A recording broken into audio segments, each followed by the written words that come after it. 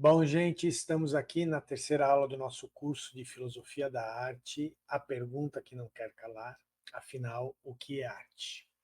E essa terceira aula fecha o primeiro módulo do nosso curso, que a gente chamou de As Grandes Questões em Torno da Arte.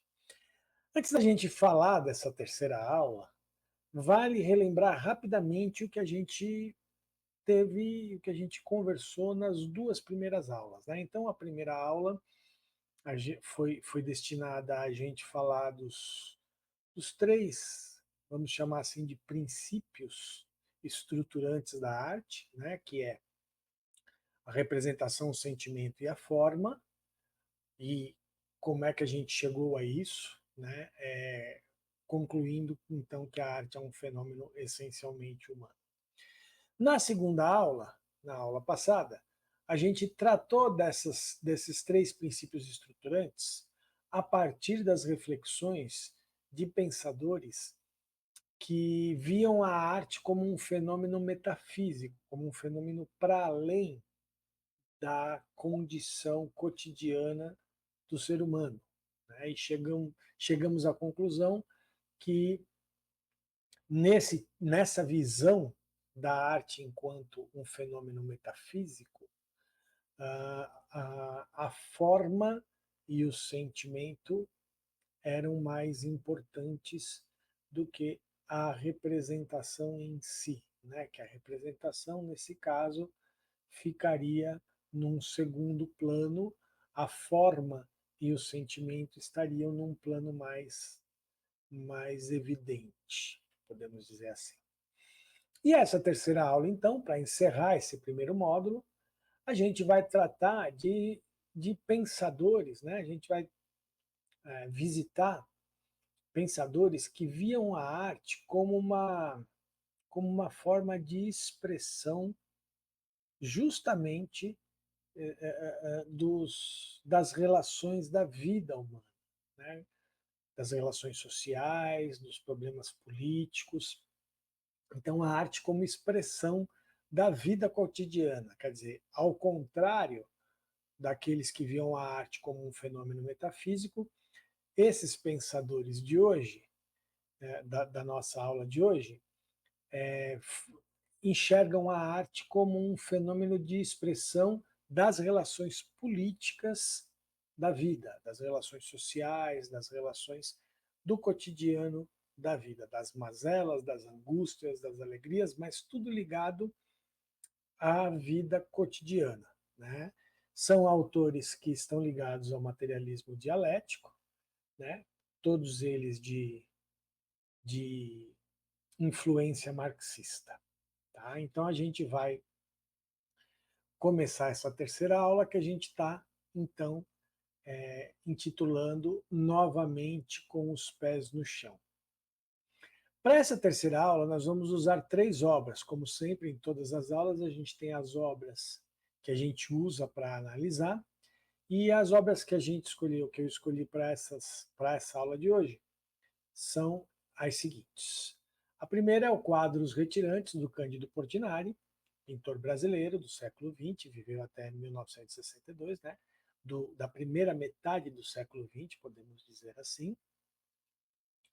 A segunda obra chama-se Cozinha, é um objeto, né? Feito por um artista argentino chamado Leon Ferrari, que viveu até o início do século XXI, apesar dele ter nascido no começo do século XX, ele atravessou todo o século XX, e vale lembrar que ele trabalhou até o final da sua vida, né? Ele era um artista que aos 90 anos de idade estava super lúcido e produtivo ainda. E a terceira obra chama-se Livro de Carne, do Arthur Barrio. O Arthur Barrio é um artista português brasileiro, né? Na verdade, ele se naturalizou brasileiro, ele viveu no Brasil, está vivo, vive ainda no Brasil, né? Está vivo, ele nasceu em 1945 e ainda tá aí. Não está mais tão ativo, né? Mas ainda está vivo. Então, são essas três obras que a gente vai usar para a nossa aula de hoje.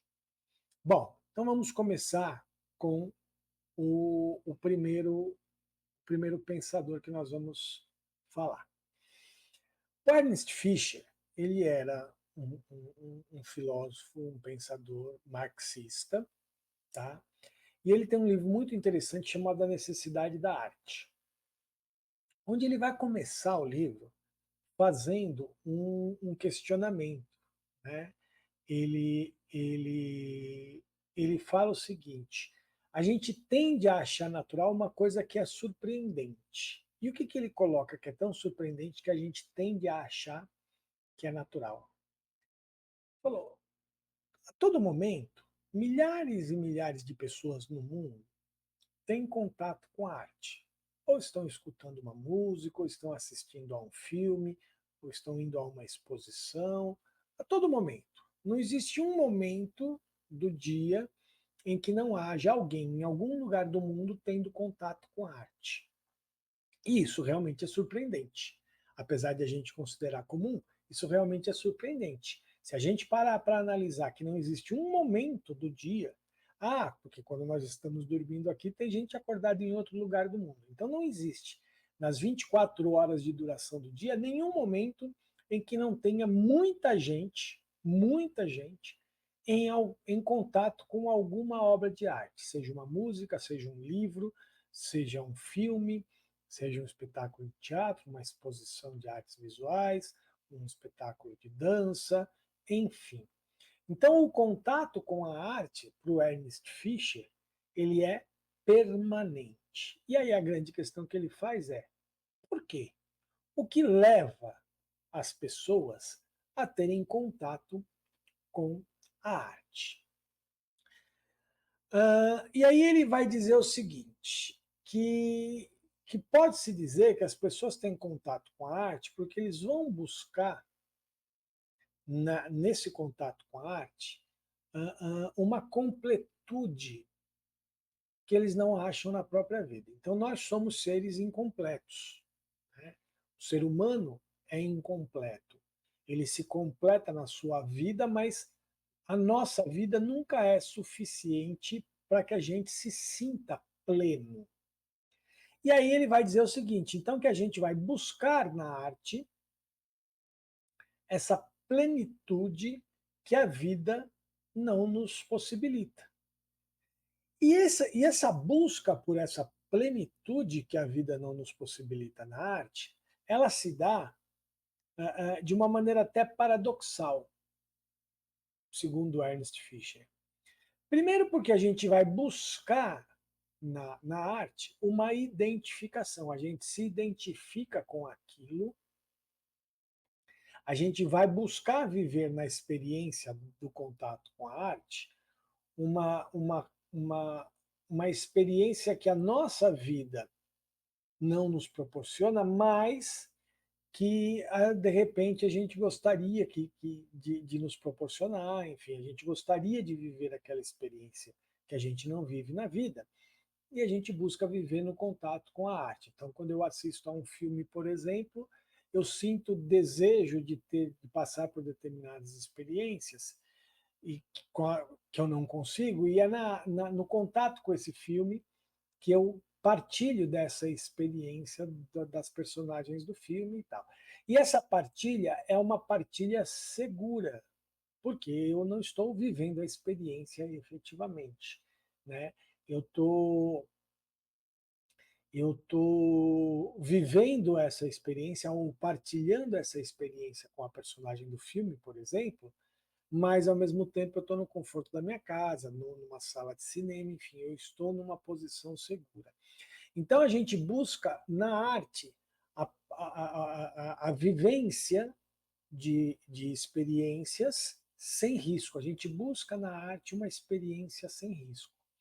Esse é um dos lados do paradoxo. O outro lado do paradoxo que ele aponta é, ao mesmo tempo, a gente busca uma experiência que nos possibilita um certo distanciamento, justamente por nós estarmos nesse ambiente seguro.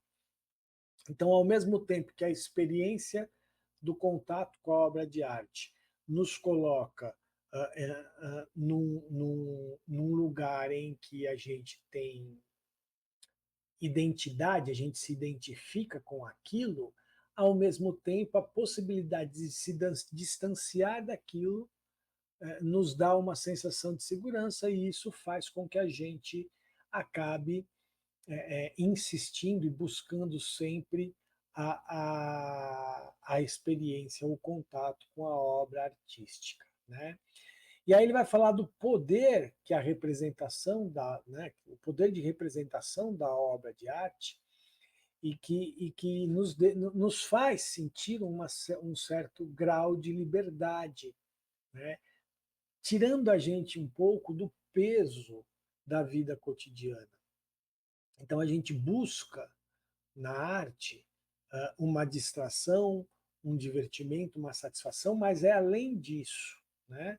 É um lugar onde todas as experiências que a gente vive, por mais pesadas, angustiantes e tensas que sejam, quando a gente assiste a um filme muito tenso, quando a gente lê um livro muito angustiante, essas coisas, por mais angustiante, tensa, enfim, que seja a experiência com a obra de arte, ela acaba nos aliviando do próprio peso da vida, porque a gente está seguro, porque a gente tem um certo distanciamento ao mesmo tempo que a gente se identifica. Então, Ernest Fischer vai apontar um certo paradoxo no contato, mas é justamente esse paradoxo que faz com que a gente busque ou que a gente sinta a necessidade do contato com a obra de arte. Então é como se a obra de arte fosse capaz de equilibrar a nossa relação com a própria vida. Mas ele vai dizer o seguinte, ele vai apontar que a obra de arte, ela tem sim esse lado de representação da realidade, mas ela tem também um aspecto mágico que não pode ser descartado. Né? Então, ao mesmo tempo que o homem tem contato com a obra de arte, e nesse contato com a obra de arte, o Ernest Fischer vai falar, né? Nesse contato com a obra de arte que nos aproxima como uma identificação, né, com aquilo que está sendo mostrado, mas ao mesmo tempo nos distancia para que a gente possa ver aquilo, conhecer aquilo de maneira segura, ele vai dizer que a gente consegue isso através não só da realidade ou do aspecto de realidade que a arte representa, mas também por conta de um aspecto mágico que a arte tem, que é um aspecto ligado à questão de comunhão e, ao mesmo tempo, de ação sobre a experiência. Então, Ernest Fischer vai concluir que a gente tem necessidade da arte, por quê? Porque a gente é tomado por esse aspecto mágico que é meio inexplicável, mas esse aspecto mágico nos auxilia nesse contato com a obra de arte, esse contato de identificação com a obra de arte, só que, ao mesmo tempo, a gente se mantém distanciado ao ponto de poder conhecer aquilo que está sendo retratado, e aí, com isso, a gente tende a transformar a nossa própria experiência de vida. Então é muito interessante, porque o Ernest Fischer em nenhum momento, apesar de ser marxista e tudo mais, ele abandona o elemento mágico da arte. Mas ele afirma que esse elemento mágico serve justamente para essa relação dialética que a gente tem com a obra de arte. E ele acaba colocando como uma relação dialética, por quê? Porque ao mesmo tempo que a arte nos pega, né, nos envolve emocionalmente, esse envolvimento emocional, ele não nos tira do lugar de distanciamento, observação racional daquilo, para, conhecendo aquilo através dessa observação racional, a gente consiga agir sobre a nossa própria experiência de vida. Então, para o Ernest Fischer, o grande valor da arte, né, e ele vai chamar o livro de Necessidade da Arte, porque ao final do livro ele vai concluir que independentemente do avanço das sociedades, a arte sempre será necessária. Mesmo na sociedade mais equilibrada, a arte sempre será necessária. Justamente porque ela tem esse elemento mágico que nos pega, que nos atrai, mas ao mesmo tempo ele tem a arte tem essa relação dialética que nos coloca em proximidade e distanciamento, em envolvimento emocional e reflexão racional, para que a gente possa sempre, de alguma forma, transformar a nossa experiência de vida. Então é muito importante a gente perceber que o que o Ernest Fischer chama aqui de magia não é a mesma coisa que os defensores da arte metafísica colocavam. Porque para o Ernest Fischer, esse elemento mágico da arte não está ligado a algo além da vida cotidiana. Esse elemento mágico da arte é inerente ao fenômeno artístico, ele é intrínseco ao fenômeno artístico, mas ele só se manifesta nessa relação dialética que a gente tem com a obra, entre a proximidade e o distanciamento, entre o risco da experiência e a segurança de ser uma experiência representativa, né? Ser uma representação e não uma experiência real. Tá? Então a gente não pode confundir nunca isso que o Ernest Fischer está chamando de magia inerente à arte com alguma relação metafísica. Para o Ernest Fischer, a arte está aqui, nas relações sociais, nas relações humanas, nas relações da própria experiência da vida, e o contato com a arte serve justamente para a gente transformar essa experiência da vida. Tá?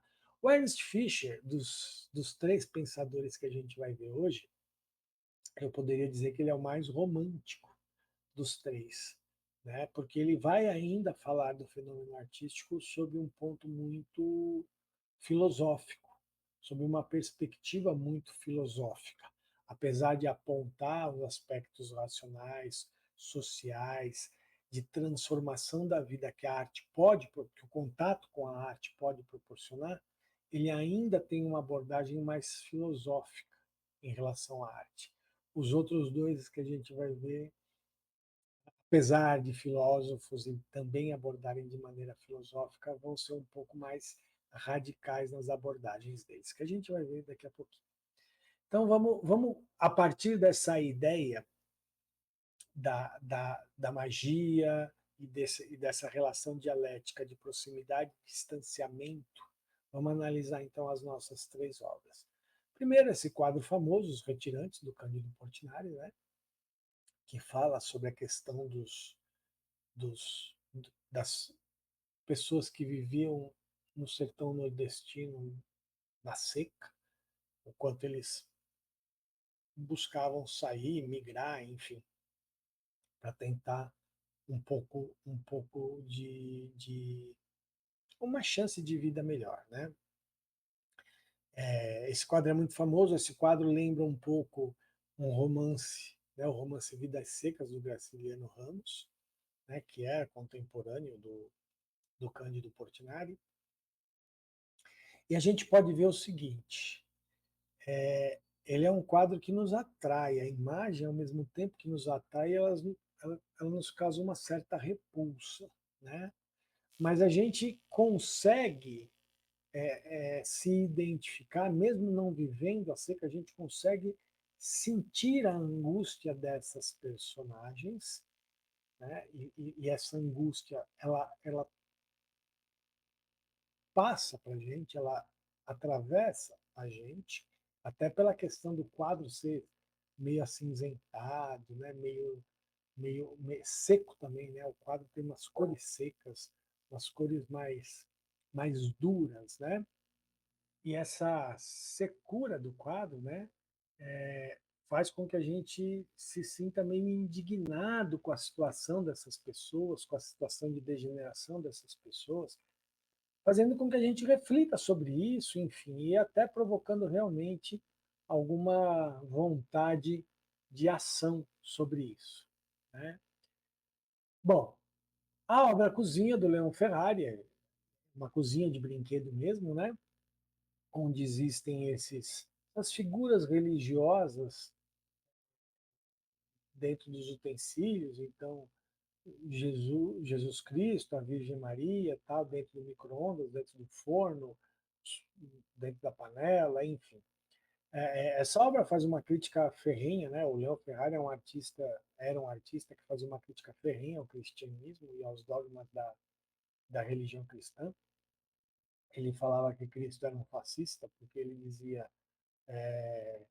que ele pegava palavras de Cristo como quem não está comigo está contra mim, enfim, ele pegava alguns ditos de Cristo e atribuía a Cristo um certo teor de discurso meio fascista, né?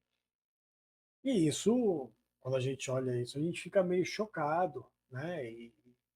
Só que ao mesmo tempo tem a ludicidade do brinquedo e tal, né? Então aquilo nos acalenta, né? Nos dá esse aspecto lúdico do brinquedo e tudo mais, mas ao mesmo tempo nos choca, nos distancia, né? Então é bastante interessante a obra do Leon Ferrari, realmente é muito interessante. O Leon Ferrari era um artista muito. Existe uma passagem até de uma entrevista que ele deu para a Folha de São Paulo sobre de dizerem que o que ele fazia não era arte, e ele falava, se quiserem chamar de outra coisa, chamem, eu vou continuar fazendo do mesmo jeito que eu faço. E aí o repórter perguntou, mas por que o senhor faz assim e tal, né? E aí ele falou, porque ele via na arte a necessidade de fazer um discurso para mudar uma determinada situação. E ele dizia qual é a situação que precisa ser mudada. E aí é uma frase que ele falou que é muito marcante. Existe entre os que comem e os que não comem uma barreira policial. Então, essa frase é muito impactante. E ele direcionou grande parte da obra dele a fazer uma crítica ao capitalismo, ao imperialismo estadunidense, aos dogmas da igreja, do cristianismo em geral, né, das igrejas cristãs. Enfim, o Leon Ferrari era um artista bastante importante. E aí o livro de carne do Arthur Barrio é um livro mesmo feito com pedaços de carne em bife, né? Aí tem só a foto, né?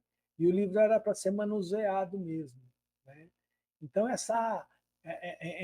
muito bacana, né? Essa relação dialética que a gente tem com a obra ou que a pessoa, porque isso era para ser o livro era para ser manipulado pelas pessoas que tivessem contato com ele, né? Então, ao mesmo tempo que um livro, que é uma coisa que atrai, que é uma coisa também lúdica, que é uma coisa lúdica e ao mesmo tempo informativa, a repulsa de mexer num livro de carne, né? A efemeridade, ao mesmo, né? O livro é uma coisa que eterniza determinada história, então um livro torna uma história mais perene, né? A ideia do livro, quando surge a imprensa, né? O texto impresso, justamente para dar um grau de perenidade maior à oralidade, que é totalmente efêmera, né? Apesar de ter sua perenidade nas sociedades não letradas, que aí é uma outra discussão. Mas o livro vem, né? O livro impresso vem como uma forma de tornar mais perene uma história, um discurso que era muito efêmero. E, ao mesmo tempo, ele é trabalhado num material totalmente efêmero, que é a carne, que vai apodrecendo. E o apodrecimento do livro de carne fazia parte, né, dessa do contato, né, quase dessa experiência que manusear esse livro, né? Então é muito interessante. E a gente consegue perceber nas três obras que esse tipo de pensamento sobre arte, preconizado aí pelo Ernest Fischer e pelos outros pensadores, de que a arte deve servir para ajudar a conhecer e transformar a própria experiência cotidiana das pessoas, né? mostra o quanto essas obras são obras que justamente fazem uma crítica, fazem uma análise mais crítica da realidade, né? Nessa questão de efemeridade, perenidade, enfim, de dogmas e liberdade, né? Então, a liberdade do lúdico junto aos dogmas muito rígidos, né? Então é bastante interessante ver como é um outro olhar sobre a arte. E aí o segundo, eu queria me permitir aqui colocar um pouquinho antes de falar do segundo, né? Eu queria me permitir aqui colocar um pouquinho. E aí aqui eu queria me permitir colocar um.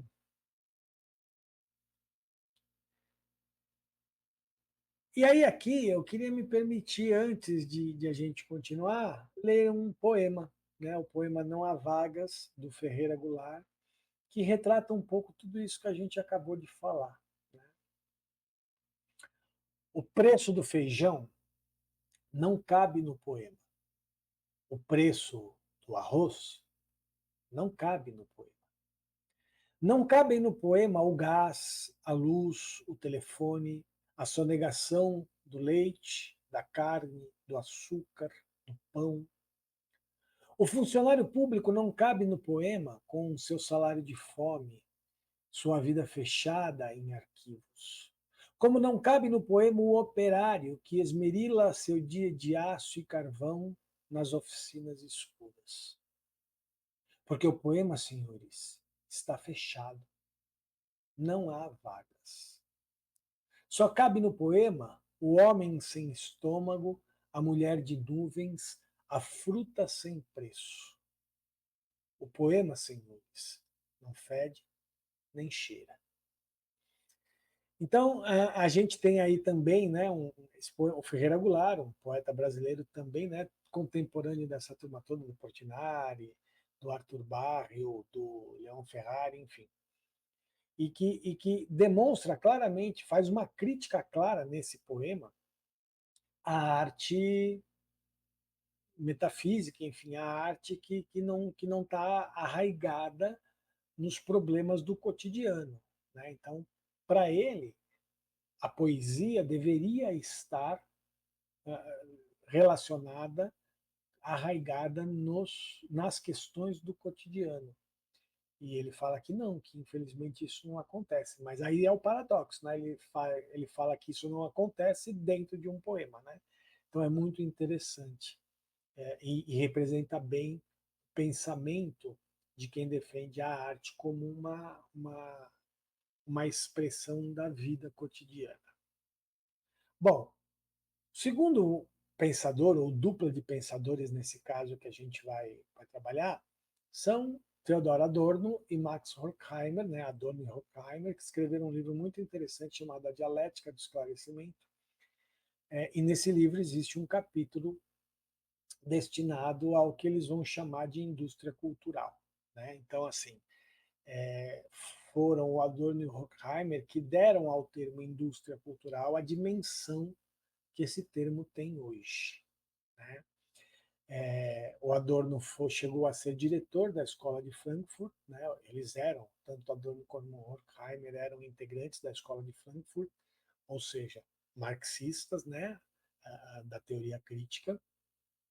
Tá? E nesse texto sobre a indústria cultural, eles vão dizer o seguinte, que a indústria cultural, né, que é a marca da cultura e da produção artística contemporânea, eles vão fazer tudo parecer sempre a mesma coisa. Tudo vai ser sempre a mesma coisa. Não importa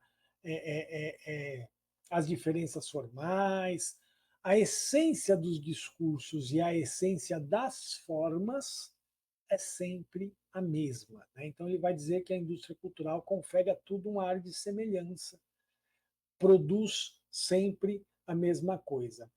E eu vou sempre. Essa é uma citação que eu uso bastante em falas minhas, que eu acho muito interessante.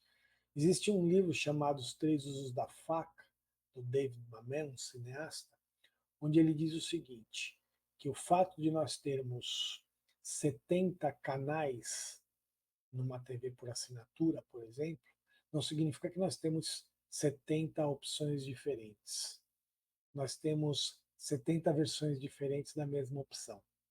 Então ele está querendo dizer exatamente isso que o Adorno e o Horkheimer colocam aqui no texto sobre a indústria cultural, que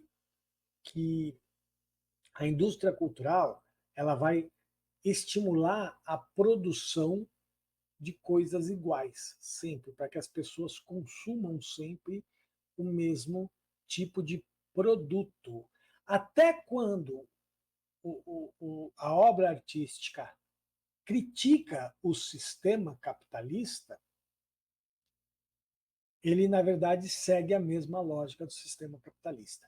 Porque a indústria cultural é fruto do sistema capitalista. Então, para Adorno e para o Horkheimer, a produção cultural no sistema capitalista se dá de maneira maciça, né? Como é em qualquer indústria do capitalista, né? de visão capitalista, onde você tem que produzir excedente da mesma coisa para gerar o lucro. Né? Então, o lucro é gerado pela repetição sistemática de uma produção de coisas iguais. Né? E o Adorno e o Horkheimer vão mostrar como isso penetrou na produção cultural e na produção artística. E aí eles vão dizer isso, né? Que por mais que existam detalhes diferentes, que por mais que existam elementos que podem ser considerados diferentes, um discurso diferente, né? Tudo, tudo acaba sendo igual, né? E existem o que eles vão chamar de invariantes fixos que estão subjacentes a todas as produções, né? E a variação é uma variação aparente. Então, vamos pegar, por exemplo, a questão das novelas ou das canções populares de hoje, né? Então, você pega, sei lá, você pega as canções sertanejas de hoje. Elas são iguais, elas são a mesma coisa, é uma variação elas são iguais na forma, elas são iguais no conteúdo, elas só têm uma aparência de diferente. Né? Mesma coisa as novelas, os filmes, se você pegar, existem fórmulas, né? Para roteiros de filmes, fórmulas para roteiros de novelas, fórmulas mesmo. E essas fórmulas são ditadas pela indústria cultural. Né? Então, o que o Adorno e o Horkheimer vão dizer e criticar duramente é que a indústria cultural, ao moldar, ao colocar tudo com uma sensação de mesma coisa, ela vai moldando e padronizando o nosso gosto. Então, a gente vai aprendendo pela imposição da indústria cultural a gostar das mesmas coisas, a sentir essa relação, né, que a arte promove, né, esse prazer, enfim, sentir a mesma coisa. E por que, que a indústria cultural faz isso, segundo o Adorno e o Horkheimer? Porque ele quer fazer com que a gente fique totalmente absorvido pelo ideal capitalista, né, pelo ideário do capitalismo, para que a gente não perceba a possibilidade de libertação que a arte pode promover. Então, a indústria cultural, como um sistema ou como um subproduto do capitalismo, né, um sistema de produção capitalista, com a sua lógica de sistema de produção capitalista, ela vai moldar os gostos para que a gente tenha uma ideia padronizada do que é diversão, e essa ideia padronizada do que é diversão se transforme num prolongamento da nossa própria ideia de trabalho. né? Então, mecaniza-se a produção artística para que a gente possa viver sempre dentro de uma lógica da produção capitalista, sem sequer ter a possibilidade de pensar em alguma forma de escapar dessa lógica. Então, a indústria cultural, para o Adorno e para o Horkheimer, é uma indústria poderosíssima que serve de tal maneira ao sistema capitalista que ele chega, que ela chega, né, a indústria cultural chega a moldar as nossas emoções, a moldar os nossos sentimentos, as nossas convicções, as nossas ideias. Então é a arte, através da indústria cultural, que nos paralisa diante da possibilidade de ação sobre a vida, diante da possibilidade de transformação da vida. Por quê? Porque a arte que poderia nos tirar dessa lógica capitalista, ela nos mergulha mais ainda dentro dessa lógica capitalista, através desse processo de reprodução da lógica do trabalho capitalista, da reprodução do sistema de produção capitalista dentro do fenômeno da produção artística, para que a gente fique paralisado. Então, para o Adorno e para o Horkheimer, a arte ela vai servir como um instrumento de alienação, né? No sentido marxista do termo mesmo, né? Nos aliena daquilo, de tal forma da realidade que nos impede de qualquer reflexão e de qualquer ação sobre a própria realidade. Então, a crítica que o Adorno e que o Horkheimer fazem à indústria cultural é uma crítica poderosíssima, potente e bastante importante. Bom, então vamos de novo ver as nossas obras, agora sob a ótica dessa visão que o Adorno e o Horkheimer vão nos colocar sobre a indústria cultural. Bom, nesse quadro do Portinari, né, no quadro dos Retirantes, então, está retratado aí o próprio produto, né, a própria consequência mais marcante das relações capitalistas de trabalho, né, da exploração do trabalho no capitalismo. Né? Mas os retirantes, a seca no Nordeste não tem nada a ver com o sistema capitalista. Tem, né? Tem.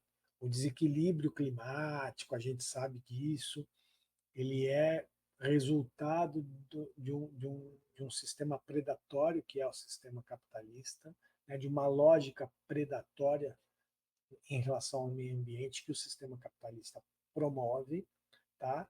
E a fome, enfim, a miséria, né?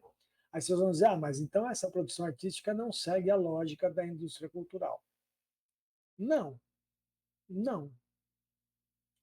Mas o que acontece, por exemplo, no caso de artistas como Cândido Portinari, o Leon Ferrari, o próprio Arthur Barre, menos, né? Mas a indústria cultural se apropria disso e a gente vê, por exemplo,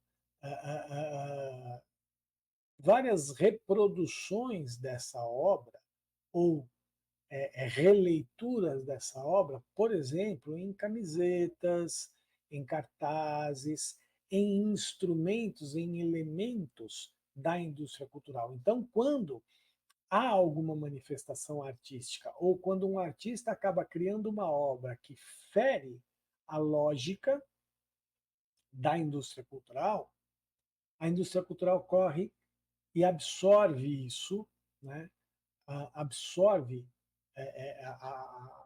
a obra e tira dela a sua potência contestadora, né? A sua força de contestação ao próprio sistema, e a gente acaba sendo iludido com a ideia de que estamos consumindo ou que estamos tendo contato com uma obra revolucionária que fere o sistema, mas que na verdade já foi moldada ao sistema. E isso acontece através, não pela obra em si, mas através do uso que se faz da obra ou do discurso por trás da obra dentro da lógica da indústria cultural. Ou no caso do Leon Ferrari, por exemplo, né, o que acontece é simplesmente a censura. Né?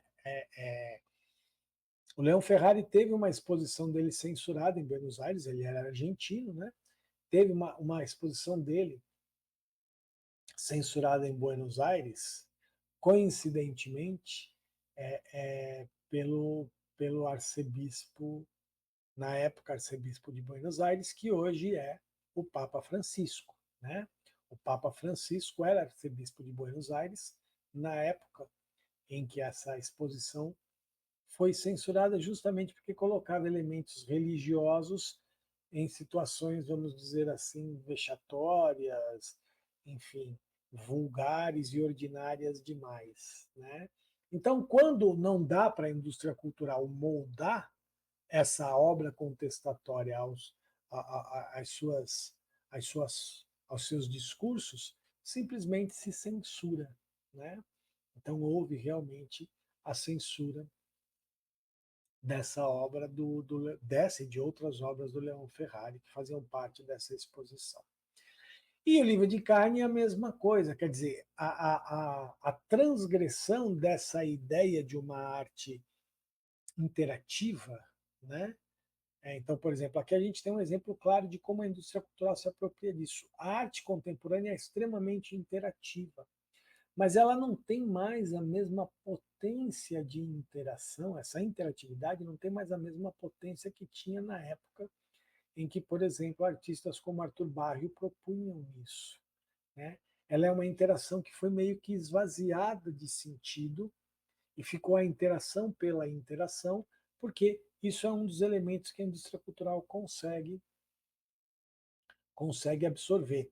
E é isso, o que ela consegue absorver, ela absorve, o que ela não consegue absorver, ela tira, e a gente vai tendo todo a nossa sensibilidade, o nosso gosto moldado pelos parâmetros e padrões da indústria cultural. Muito bem, e aí o terceiro pensador que a gente vai trabalhar é o Walter Benjamin, e um livro muito importante que ele tem, chamado A Obra de Arte na Era de Sua Reprodutibilidade Técnica. Né? Walter Benjamin também, um filósofo da teoria crítica da Escola de Frankfurt, né? Marxista também. Tá? E o Walter Benjamin, nesse livro, ele vai fazer um debate muito, muito interessante sobre a capacidade de reprodutibilidade da obra de arte. Então ele vai começar dizendo o seguinte, que em essência a obra de arte sempre foi reprodutível. Né? Então, lá antigamente, quando, por exemplo, um mestre escultor fazia uma obra, ele incentivava os seus discípulos a tentarem reproduzir aquela obra, né?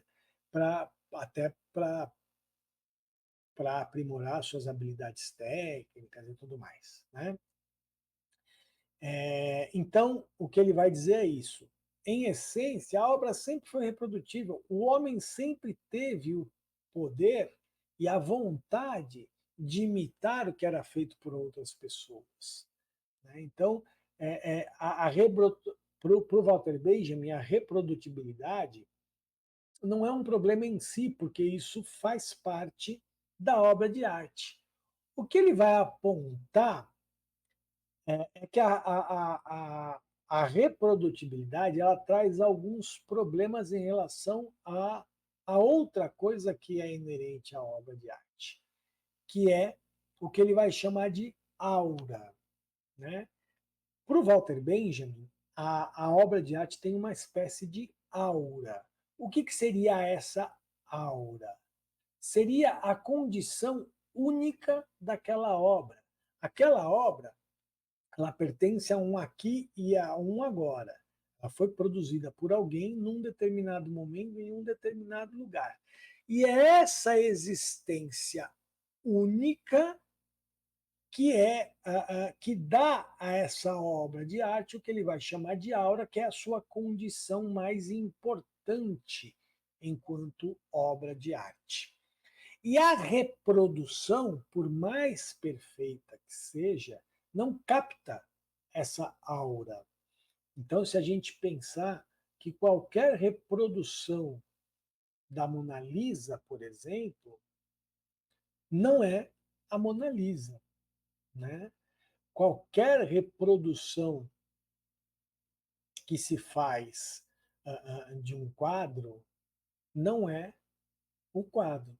Só que aí o Walter Benjamin ele vai lançar uma reflexão muito importante sobre alguns modos de produção de arte, como o cinema, por exemplo. Né? Ele fala da fotografia, ele fala da música, mas ele vai falar principalmente do cinema, cuja essência de produção é a sua própria reprodutibilidade. Um filme ele é feito para ter várias cópias, para ser distribuído para vários lugares, para ser assistido por várias pessoas ao mesmo tempo. Então, o cinema ele é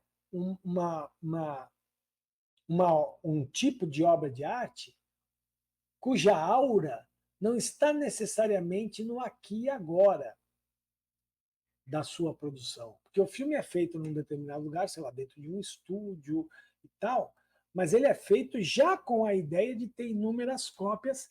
E nesse caso, o aqui e agora da obra, a aura da obra se realiza no contato das pessoas com o filme, por exemplo, né? É a mesma coisa a música. A possibilidade de reprodução de uma canção, né? Ao mesmo tempo que nos coloca o questionamento: será que ouvir, por exemplo, uma canção numa plataforma, né, como Spotify, enfim, ou num disco, ninguém ouve mais disco hoje em dia, quer dizer, eu ouço de vez em quando mais, enfim. Ouvir uma canção através de algum tipo de mecanismo de reprodução mecânica dessa canção, ou eletrônica dessa canção, não é a mesma coisa que ouvir o intérprete dessa canção cantando ao vivo, né? Então essa reprodutibilidade da canção esvazia um pouco a canção de um determinado sentido mais profundo.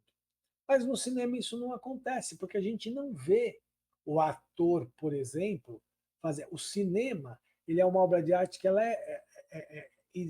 existe já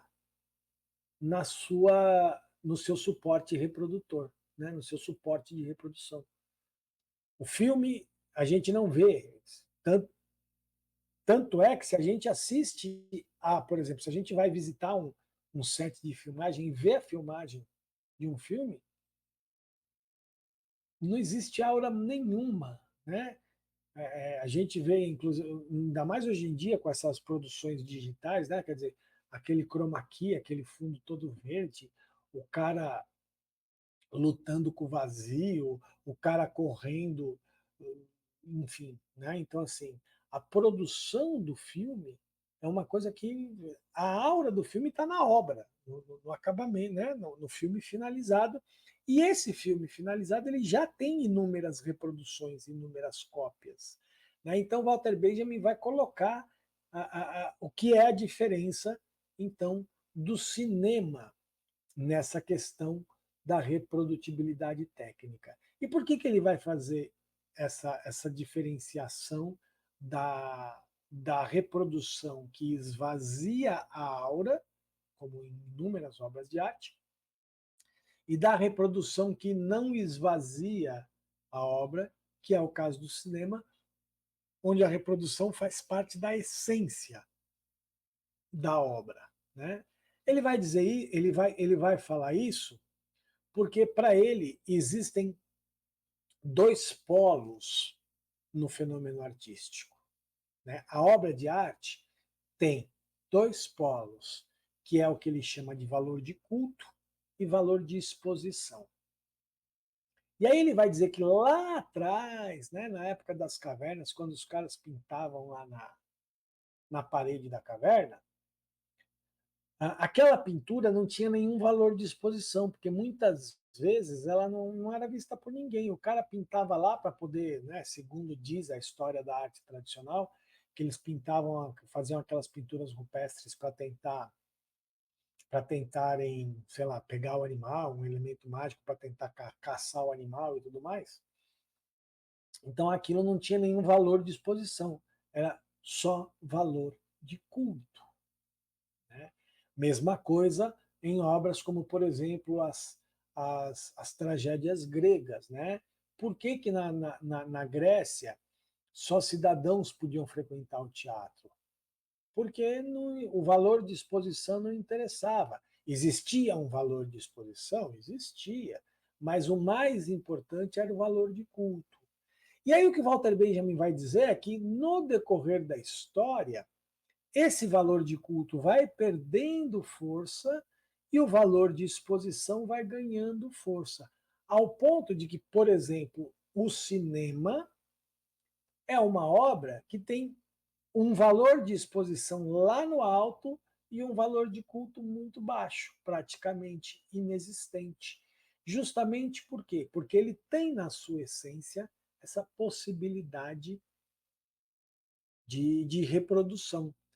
Por quê? Porque justamente o que vale numa obra como o cinema, como um filme, é o seu valor de exposição e não o seu valor de culto.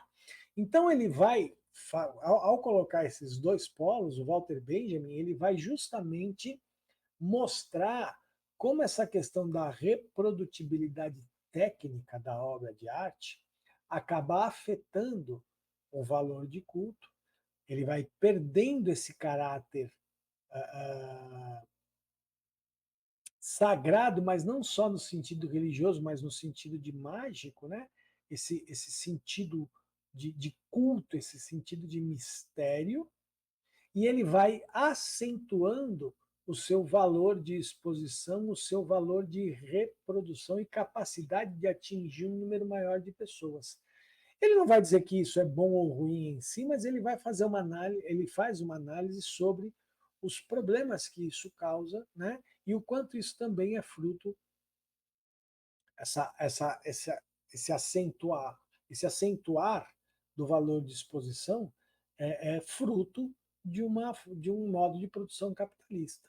Né? Então o Walter Benjamin ele vai meio que misturar um pouco, né? E eu não estou dizendo que ele faz isso de forma consciente ou de forma não, né? Até porque não existe. Ele era amigo do Adorno, mas o Ernst Fischer, inclusive, né? Apesar de eles serem contemporâneos também, o Ernst Fischer, apesar de também ser marxista, está num outro lugar, né? Então, mas ele acaba juntando um pouco do pensamento do Ernst Fischer com a crítica que o Adorno e o Horkheimer fazem à indústria cultural, porque ele vai justamente dizer que quanto maior a capacidade de reprodutibilidade técnica de uma obra de arte ou de um modo de produção artística, maior o seu valor de exposição e menor o seu valor de culto.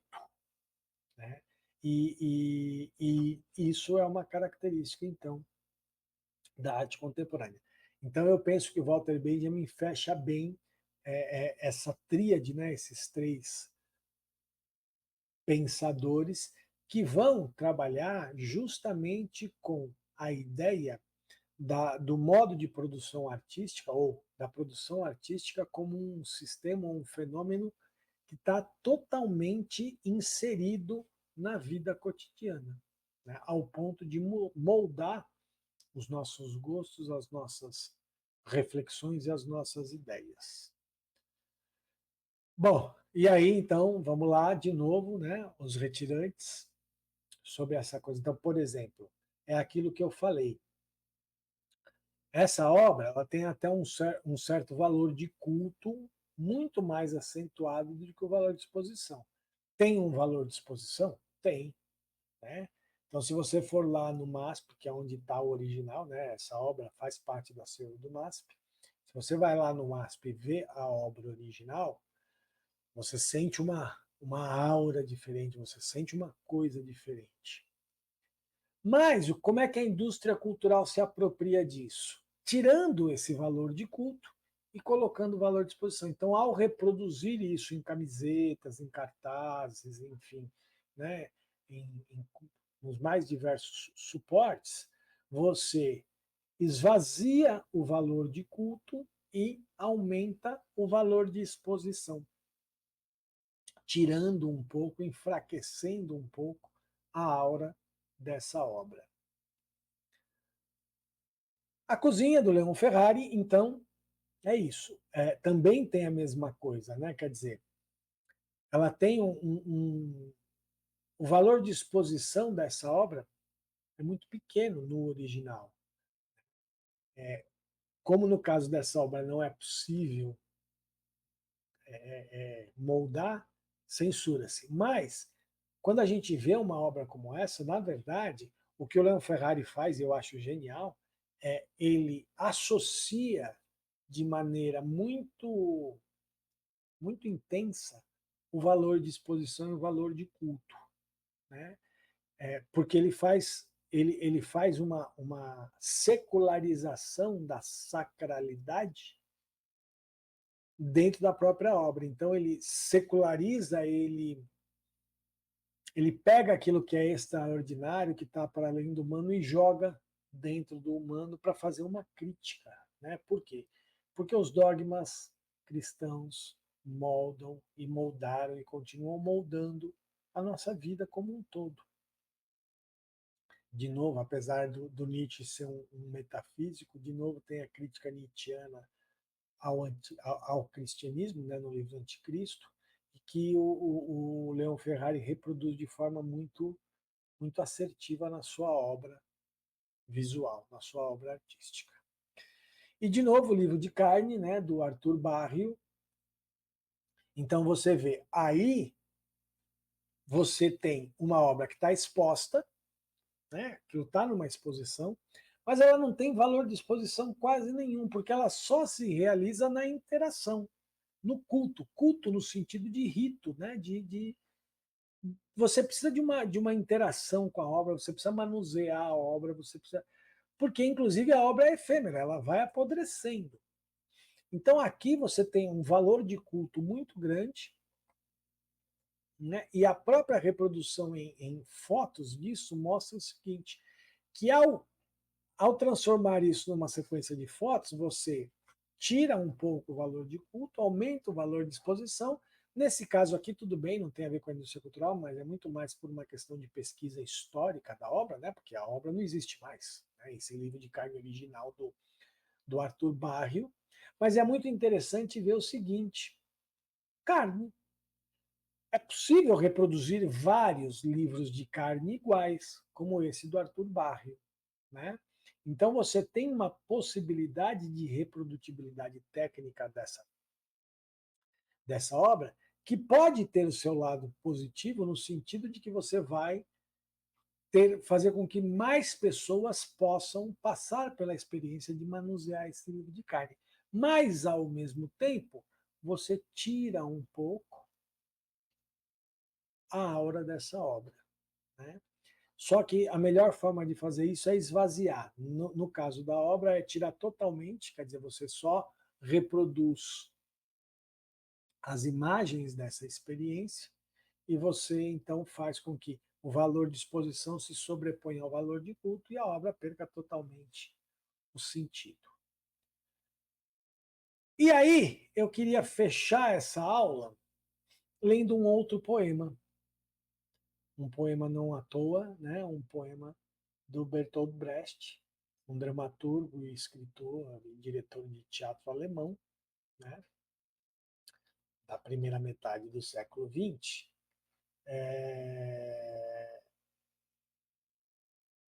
que fala justamente sobre tudo isso. Né? Eu acho que a melhor forma de fechar essa aula seria com esse poema do Brecht. Quem construiu Tebas, a das 7 portas? Nos livros vem o nome dos reis. Mas foram os reis que transportaram as pedras? Babilônia, tantas vezes destruída, quem outras tantas a reconstruiu? Em que casas da Lima Dourada moravam seus obreiros? No dia em que ficou pronta a muralha da China, onde foram os seus pedreiros? A grande Roma está cheia de arcos do triunfo. Quem os ergueu? Sobre quem triunfaram os Césares? A tão cantada Bizâncio só tinha palácios. Para os seus habitantes? Até a legendária Atlântida, na noite em que o mar a engoliu, viu afogados gritar por seus escravos. O jovem Alexandre conquistou as Índias sozinho? César venceu os gauleses? Nem sequer tinha um cozinheiro a seu serviço? Quando a sua armada afundou, Filipe de Espanha chorou. E ninguém mais? Frederico II ganhou a Guerra dos 7 Anos. Quem mais a ganhou? Em cada página, uma vitória. Quem cozinhava os festins? Em cada década, um grande homem. Quem pagava as despesas? Tantas histórias, quantas perguntas. Então, esse poema do Brecht é muito interessante para mostrar exatamente isso, né? E aí a gente vai retornar um pouco lá na primeira aula, né, no que o Tolstói falou sobre os grandes da história, que na verdade são grandes pelo sacrifício da vida de muitas pessoas, né? Isso lembra aquela canção que, se eu não me engano, é do Zé Geraldo, que fala: aquela igreja, moço, fui eu construir, que o pedreiro fala, né, o mestre de obras fala de que ele construiu o hospital, a igreja, e ele não poderia usar, ele não podia usar nada daquilo que ele construiu, né? Então é uma reflexão muito interessante. Bom, gente, para a gente encerrar então essa aula, eu acho que deu para a gente perceber que existe uma outra abordagem possível sobre a arte, que, ao contrário da abordagem metafísica, coloca a arte totalmente arraigada na vida cotidiana do ser humano. E a gente vai perceber que nessa visão da arte totalmente conectada à vida ordinária, ao contrário da arte extraordinária, de quem defende a arte como um fenômeno metafísico, a arte enquanto um fenômeno material, ordinário, da vida cotidiana, ela, ela dá uma importância grande à representação, aos sentimentos, mas ela não dá, ela coloca a forma em segundo plano. E não que veja, e eu não estou dizendo aqui que não existe qualidade formal ou estética nas obras. Existe. Mas essa qualidade estética, esse rigor formal, ele está a serviço de uma mensagem, de uma ideia que está ali representada. Então a gente percebe que, nesse caso, ao contrário da arte metafísica, que coloca a representação em segundo plano, os sentimentos individuais e a forma num plano mais acentuado, a arte ligada à vida ordinária, ela coloca a forma em segundo plano, o sentimento até num plano de evidência, mas esse sentimento ele está muito mais ligado a, à ideia, à mensagem da obra, que o que equivale a dizer que a grande evidência está na representação. Então, há um acentuar da representação nesse tipo de abordagem sobre o fenômeno artístico. Com isso, a gente encerra, então, o primeiro módulo do nosso curso, né, as grandes questões em torno da arte, com algumas respostas dadas, né? Então, existe a possibilidade de uma abordagem metafísica da arte, assim como existe a possibilidade de uma abordagem materialista da arte. Mas essas abordagens elas precisam ser pensadas dentro das suas diferenças históricas e principalmente em como elas lidam com a dinâmica desses três princípios da arte, que é representação, sentimento e forma. Como é que evidencia-se um, coloca-se outro em segundo plano, para que você tenha uma abordagem diferente. Então, esse primeiro módulo nos deixa algumas respostas, mas também nos deixa algumas perguntas. Tirando a arte como um fenômeno metafísico e a arte como um fenômeno ligado à vida cotidiana, existem outras formas de abordar a arte? Isso é suficiente para dar a resposta sobre o que é arte? A gente pode responder que arte, então, é um fenômeno humano que pode estar ligado a uma experiência metafísica e pode estar ligado a uma experiência cotidiana que vai lidar com representação, sentimento e forma numa dinâmica que exalta ou esconde, né, ou que evidencia ou oculta determinados aspectos para definir a sua abordagem. Primeiro, isso é um conceito muito longo e muito confuso. Então, existem algumas perguntas a serem feitas. E as perguntas que eu quero lançar, que a gente vai deixar para o segundo módulo do curso, né, é isso, são essas. Só existem essas abordagens, existem outras possibilidades de abordagem do fenômeno artístico.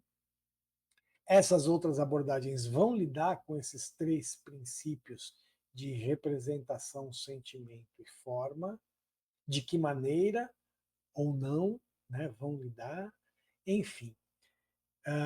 Eu acho que vocês devem ter reparado que esse primeiro módulo, das três primeiras aulas, a gente trouxe só pensadores europeus, pensadores da cultura europeia. Por quê?